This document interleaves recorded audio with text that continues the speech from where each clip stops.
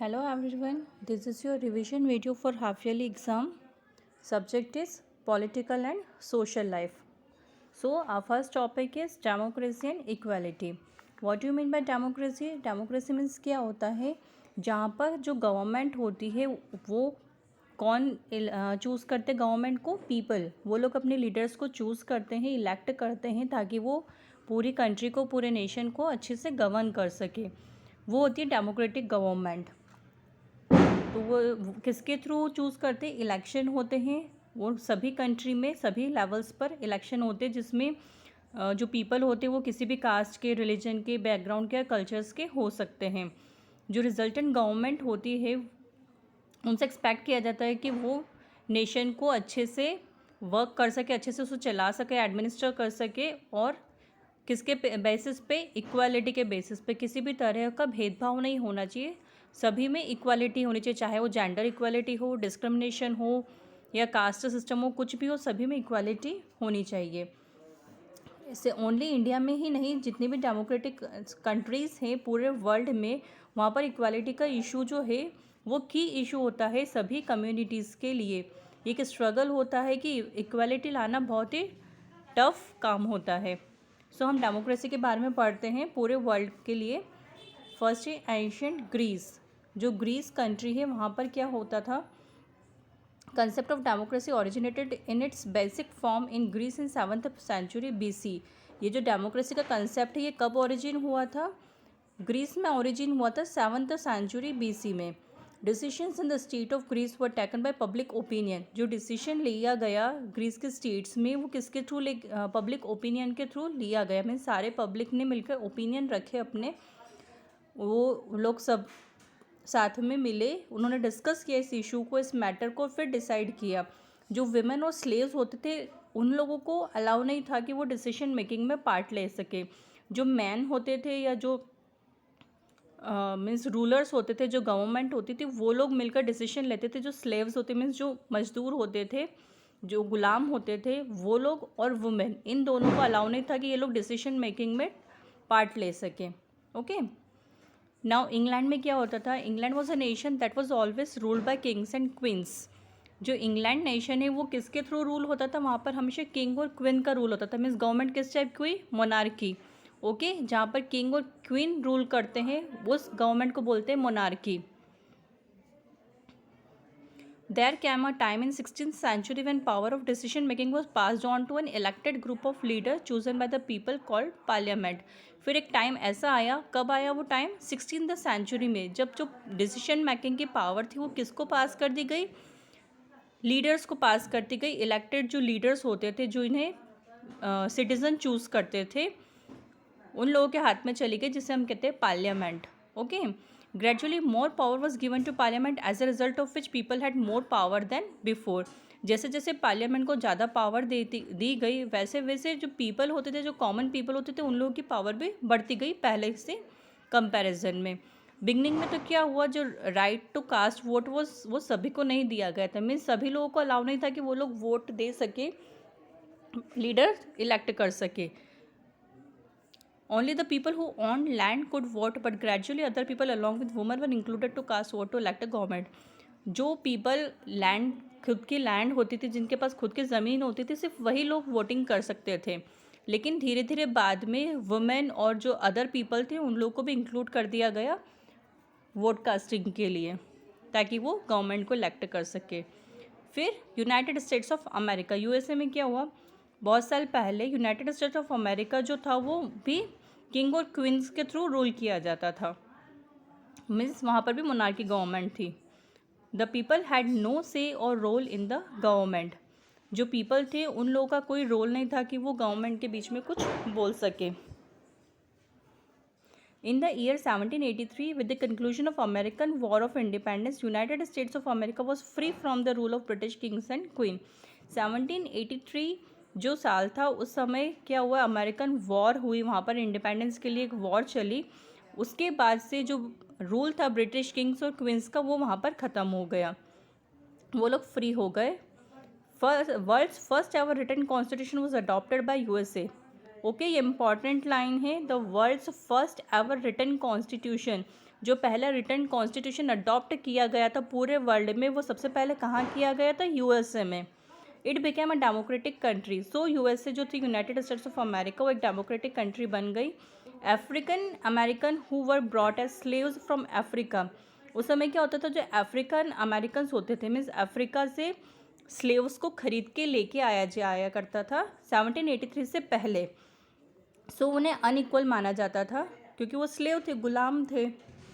फिर एक इक्वालिटी का मूवमेंट चला 1950 में, तब अफ्रीकन अमेरिकन्स को treat unequally in United states and denied equality through law.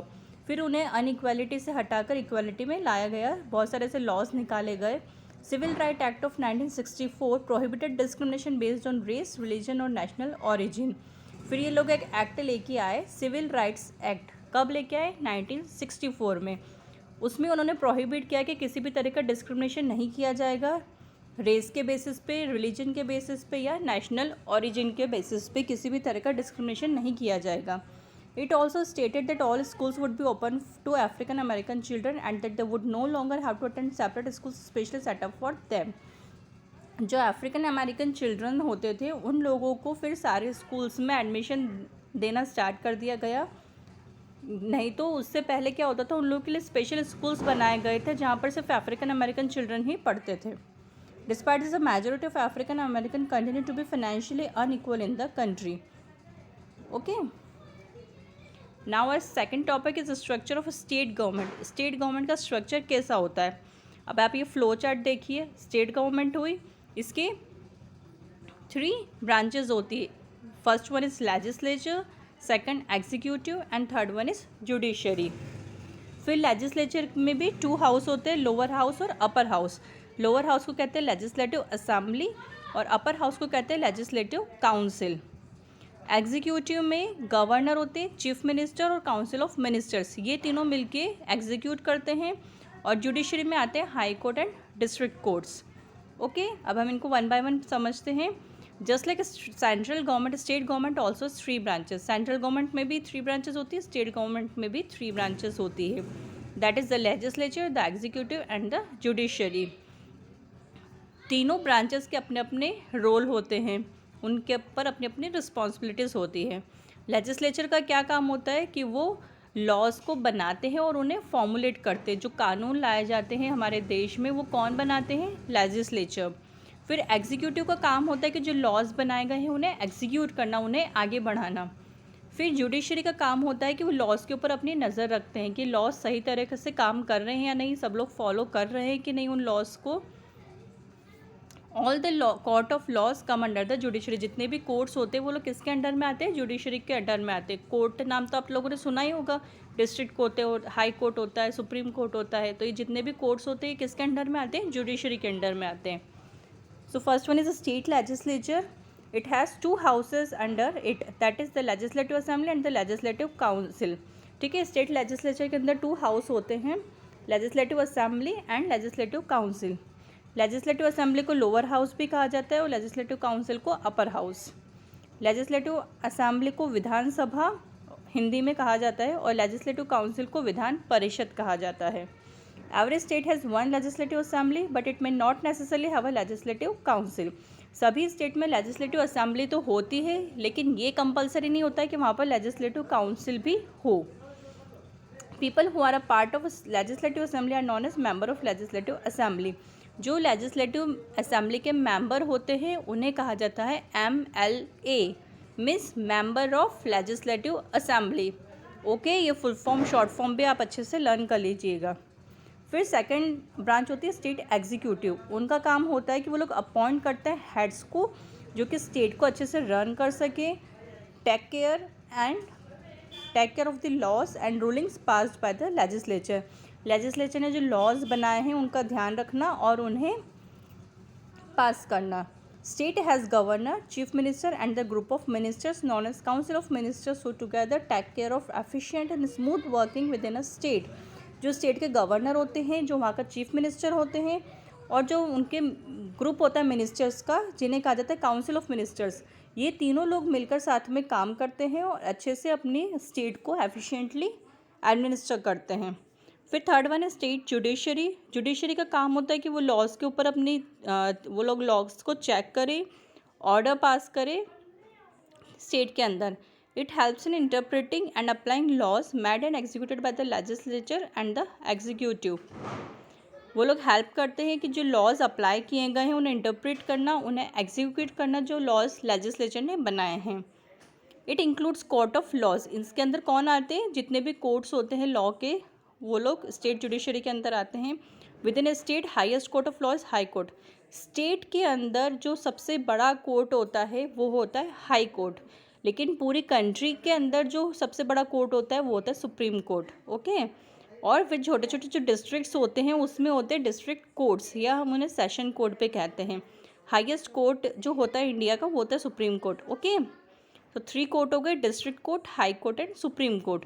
पूरे इंडिया का अगर हाईएस्ट कोर्ट पूछा जाए तो वो होता है सुप्रीम कोर्ट, और स्टेट का हाई कोर्ट पूछा जाए, हाईएस्ट कोर्ट पूछा जाए तो होता है high court.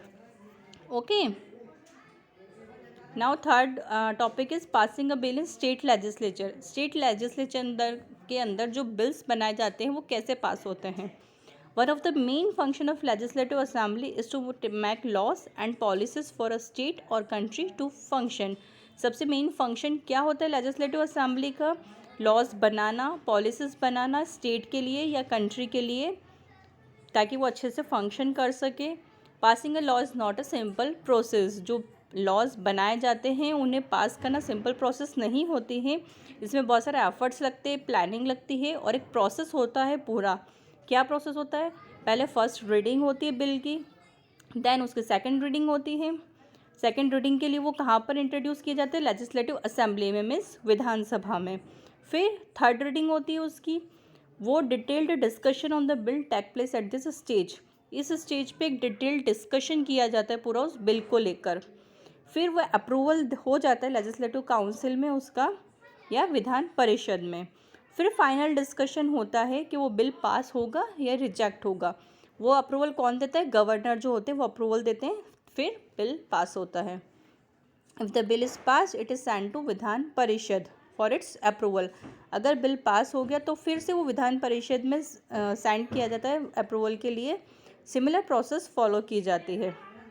The law to be pass is first drafted. जो लॉ पास करना है सबसे पहले उसको ड्राफ्टेड मीन्स उसको सबसे पहले उसको बनाया जाता है। फिर जब वो ड्राफ्ट हो जाता है तो वो होता है प्रपोज्ड लॉ, मीन्स वो एक प्रपोजल हो जाता है जिसे हम कहते हैं bill. It is introduced in legislature where it is discussed and debated. फिर उसे लेजिस्लेचर में इंट्रोड्यूस किया जाता है जहाँ पर उसके ऊपर डिस्कशन होती है, डिबेट होती है उसे लेकर। फिर जब डिस्कशन हो जाती है तो उस बिल को दोनों हाउसेस में सेंड किया जाता है। It is send to the governor for his assent. पहले वो कहाँ आया? लोअर हाउस में, मीन्स लेजिस्लेटिव असेंबली में। वहाँ पर उसके ऊपर डिस्कशन होता है, डिबेट होती है, फिर उसे अपर हाउस में सेंड कर दिया जाता है, मीन्स राज्यसभा में, विधान परिषद में, जो भी कह लो, तीनों नाम होते हैं। वहाँ पर उसे सेंड किया जाता है। वहाँ से उसे अच्छे से चेक किया जाता है कि वो रिजेक्ट होगा, पास होगा। वो लोग अच्छे से उसे रीचेक करते हैं। उसके बाद वो उसे फिर से लेजिस्लेटिव असेंबली में, मीन्स लोअर हाउस में, या लोकसभा भी कह सकते हैं हम उसको, वहाँ पर उसे फिर से सेंड किया जाता है। उसके बाद वो गवर्नर के पास जाता है, फिर वो गवर्नर का अप्रूवल मिलता है कि बिल पास होगा या रिजेक्ट होगा। A bill is introduce in legislative assembly that is Vidhan Sabha. There are mainly 2 type of bill. कितने टाइप्स के बिल होते हैं? 2 तरह के होते हैं। एक होता है मनी बिल और एक होता है ऑर्डिनरी बिल। जो मनी बिल होता है वो किससे रिलेटेड होता है? टैक्स से या मनी से रिलेटेड होता है। और जो ऑर्डिनरी बिल होता है वो जनरल एडमिनिस्ट्रेटिव इश्यूज़, मीन्स जो स्टेट को एडमिनिस्टर करना है उससे रिलेटेड जो इश्यूज़ होते हैं उससे रिलेटेड होता है ordinary bill. Ordinary bills can be introduced in either of the house. जो ऑर्डिनरी बिल्स होते हैं वो दोनों में से किसी, जो 2 हाउस होते हैं दोनों में से किसी में भी इंट्रोड्यूस कर सकते हैं, लेकिन जो मनी बिल होता है वो पहले विधानसभा में ही इंट्रोड्यूस किया जाता है। Now next topic is education in India. Education is the human right declared by UN as an empowerment right for achieving and promoting individual and collective well-being, development of the potential of human personality and protecting human dignity. जो education है वो हमारा human right है, means जो fundamental rights दिए गए हैं citizens को, उसमें से एक राइट होता है राइट टू एजुकेशन, मीन्स सभी को इक्वल एजुकेशन मिलना कंपलसरी है।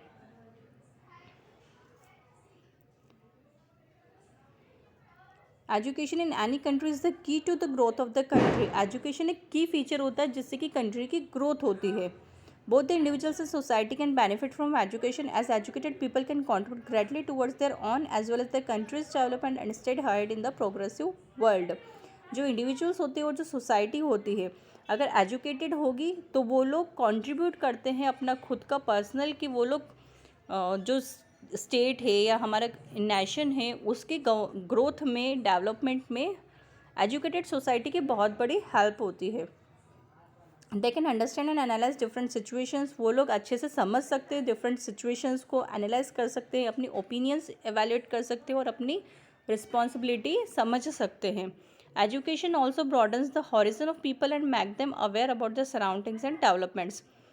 जो हमने पिछले वीडियोस में देखा था कि माखनपुर विलेज का एक एग्जाम्पल दिया गया था कि वो लोग साइंस को नहीं समझते, मेडिकल साइंस को, कोई बीमारी आ जाती है वहाँ पर, जो कि सैनिटेशन की वजह से, बैड सैनिटेशन रहता है वहाँ का, उसकी वजह से बहुत सारे हेल्थ इश्यूज़ आ जाते हैं। लेकिन लोग समझते कि नहीं, यहाँ पर तो कुछ और देवी देवताओं का प्रकोप हो गया या ऐसा कुछ समझते हैं वो लोग। तो वो लोग किसकी एजुकेशन की कमी की वजह से होता है कि लोग अगर एजुकेटेड नहीं होंगे तो वो लोग सिचुएशंस को अच्छे से समझ नहीं सकेंगे।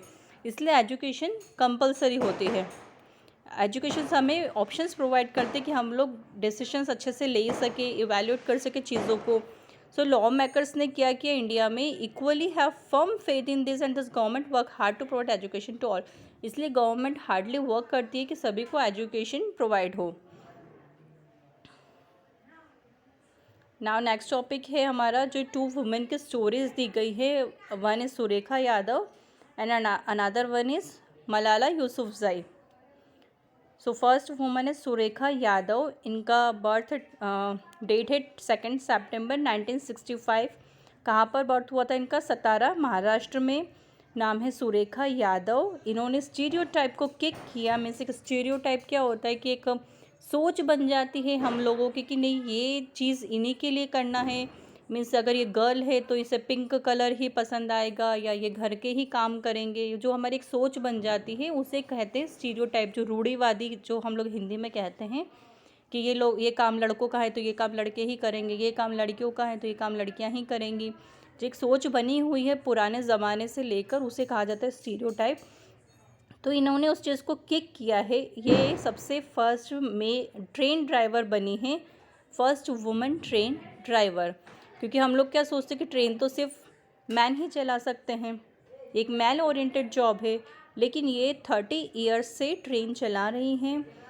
Surekha was the eldest of the 5 children of a father Ramchandra Bhosale and mother Sonabai. इनके फादर का नाम है रामचंद्र भोसले एंड इनकी मदर का नाम है सोनाबाई। ये इनके जो पापा मम्मी हैं उनके 5 बच्चे हैं, उनमें से ये सबसे छोटी हैं, सबसे बड़ी है। 1986 में इन्हें एज अ अपॉइंट किया गया था training assistant driver at Kalyan training school for 6 month. 6 month के लिए इन्हें असिस्टेंट ड्राइवर अपॉइंट किया गया था। कहाँ पर? कल्याण ट्रेनिंग स्कूल में। फिर 1989 में ये full fledged first ever female train driver बनी जिन्होंने इंडिया में ट्रेन ड्राइव की। When Railways refused to assign her task as a Ghat driver on Western Ghat Railways line in 2010 on the pretext of her being a woman, she refused to back down just because the society labelled her as weak and unable to do a man's work. 2010 में इन्हें western घाट railway से reject कर दिया गया था कि हम आपको असाइन नहीं कर सकते। क्यों? क्योंकि एक वुमेन थी, क्योंकि इनके ऊपर लेबल लगा दिया गया था कि नहीं, जो वुमेन होती है वो वीक होती है, वो अनेबल होती है कि वो लड़कों जैसे काम नहीं कर सकती हैं। फिर इन्होंने फिर से फाइट किया, उनके अंदर इतना पोटेंशियल था, वो फिर से सेम ट्रेनिंग में गई।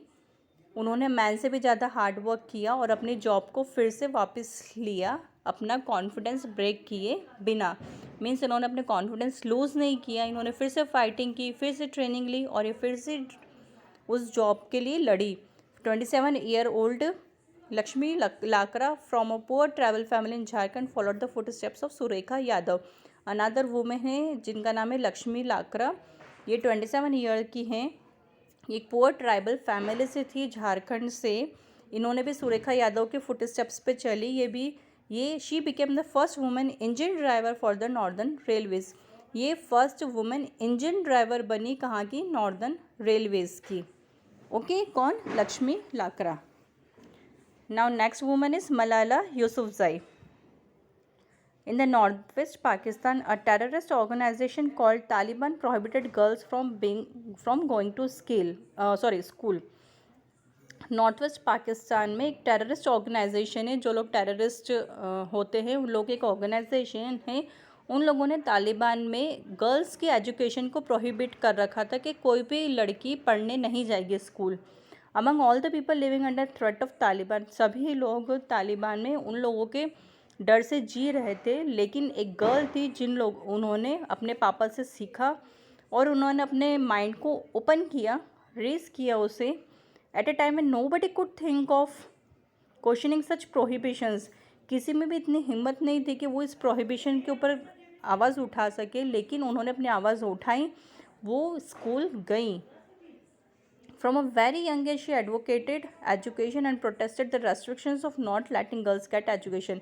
बहुत ही यंग एज में इन्होंने एजुकेशन के लिए अपनी लड़ाई लड़ी। उन्होंने जो रेस्ट्रिक्शंस लगा रखे थे टेररिस्ट ने, उसके खिलाफ इन्होंने आवाज़ उठाई और इन्होंने एजुकेशन ली। Almost at the age of 15, जब ये 15 ईयर की थी तब ये स्कूल से वापस आ रही थी, तो एक टेररिस्ट ने, तालिबान गनमैन ने इनके सिर में गन से शूट किया, मीन्स इन्हें गोली मारी। Being a fighter she survived the fatal attack. ये एक फाइटर थी बहुत अच्छी, तो ये फिर भी सर्वाइव कर गई और यंग सोशल एक्टिविस्ट बनी, जो कि इन्होंने right to education for girls के लिए लड़ाई करी। The girl was Malala Yousafzai of Pakistan. She went on to become the youngest person to win a Nobel peace prize at the age of 17। ये सबसे यंगेस्ट पर्सन बने जिन्हें नोबेल पीस प्राइज मिला। कब? जब ये 17 ईयर की थी तब। Now next topic is women equality. जो हमारी in the age long means जो पहले की सोसाइटी थी वहाँ पर मैन और वुमेन के रोल्स डिफाइन किए हुए थे, मीन्स फिक्स किया हुआ था कि ये रोल वुमेन का है और ये रोल मैन का है। जो वुमेन है वो घर पे बैठ के घर के काम करेगी और जो मैन होंगे वो बाहर जाएंगे ताकि वो पैसे कमा सके। जो ये इनइक्वालिटी का बिहेवियर ये बहुत सालों पहले से चलता आ रहा है हमारे देश में। Women were discriminated based on the gender. Women को डिस्क्रिमिनेट किया जाता है कि उनके जेंडर के बेसिस पे, और उनसे एक्सपेक्ट किया जाता है कि वो घर में ही रहें और घर के सारे काम करें। उन्हें स्कूल जाने को भी अलाउ नहीं किया जाता था, उन्हें एजुकेशन के लिए अलाउ नहीं किया जाता था।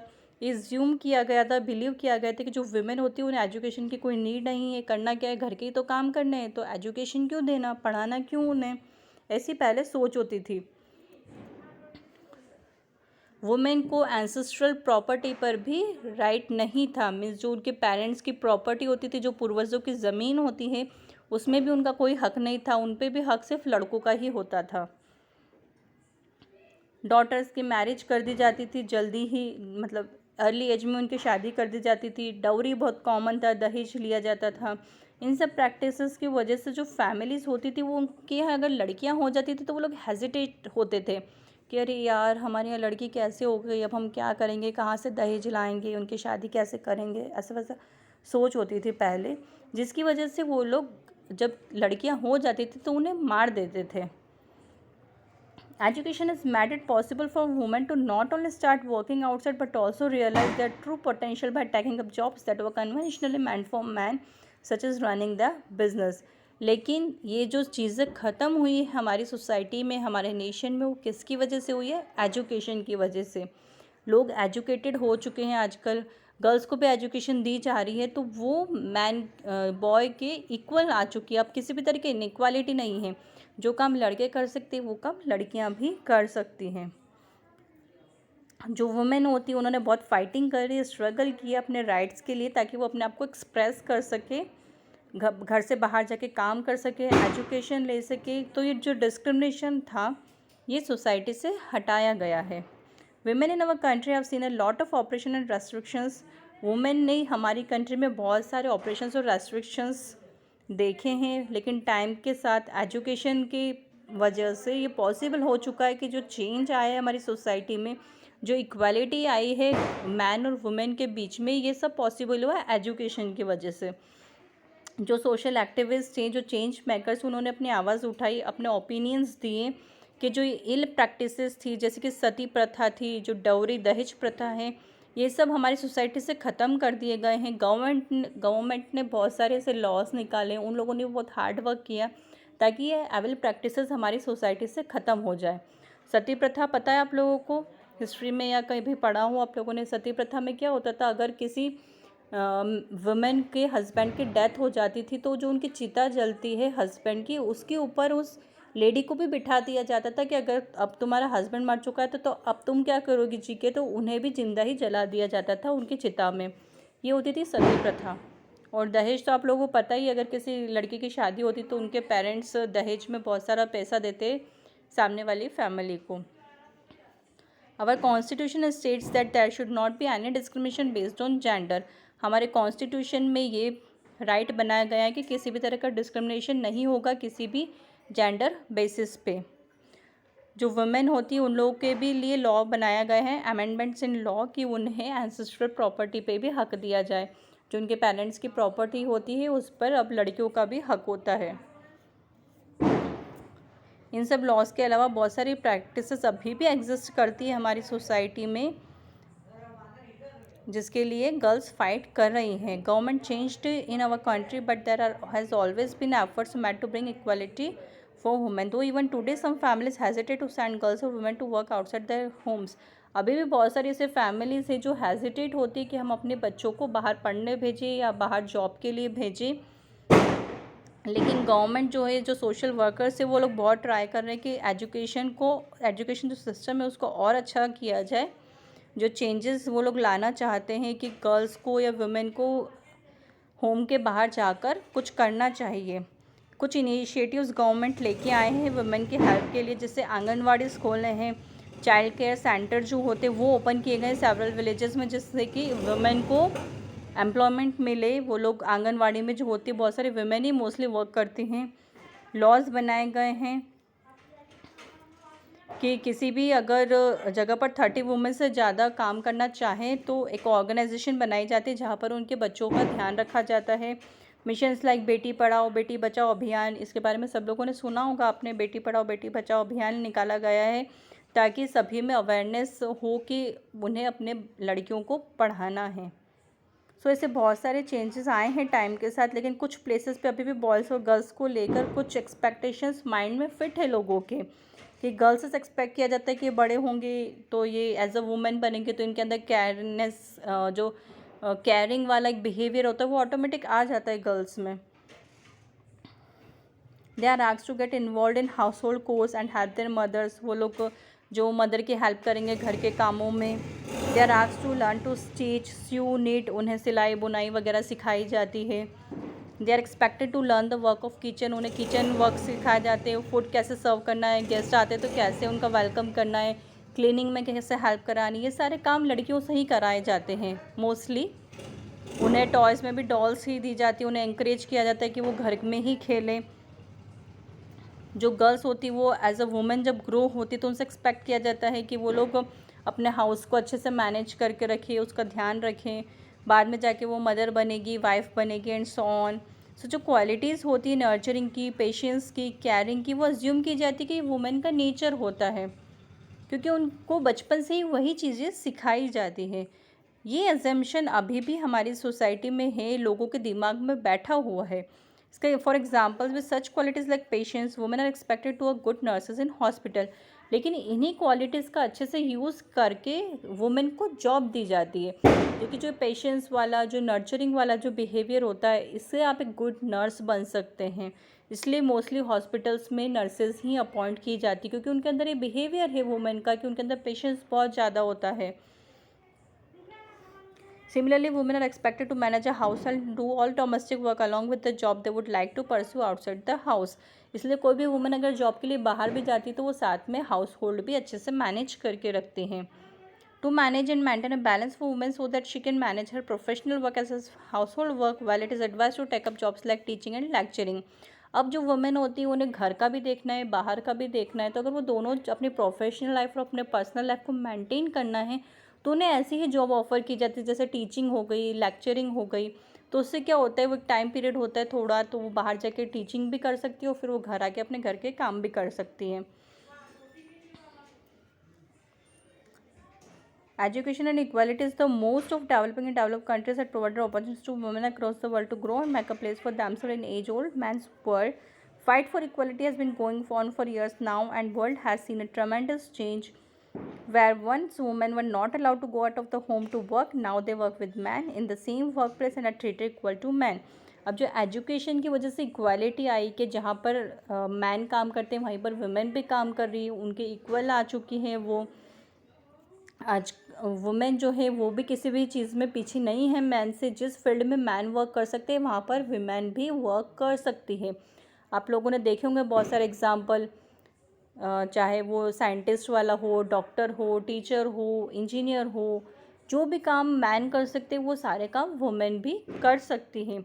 सो ये जो इक्वालिटी आई है ये सिर्फ किसकी वजह से पॉसिबल हुआ है, एजुकेशन की वजह से। कि अगर लोग एजुकेटेड होंगे, उनकी सोच भी वैसी ही होती है, वो लोग अपने डिसीजंस खुद ले सकते हैं, रिस्पॉन्सिबल बनते, अपने ओपिनियंस दे सकते हैं, तो ये सारी चीज़ें एजुकेशन की वजह से पॉसिबल होती है।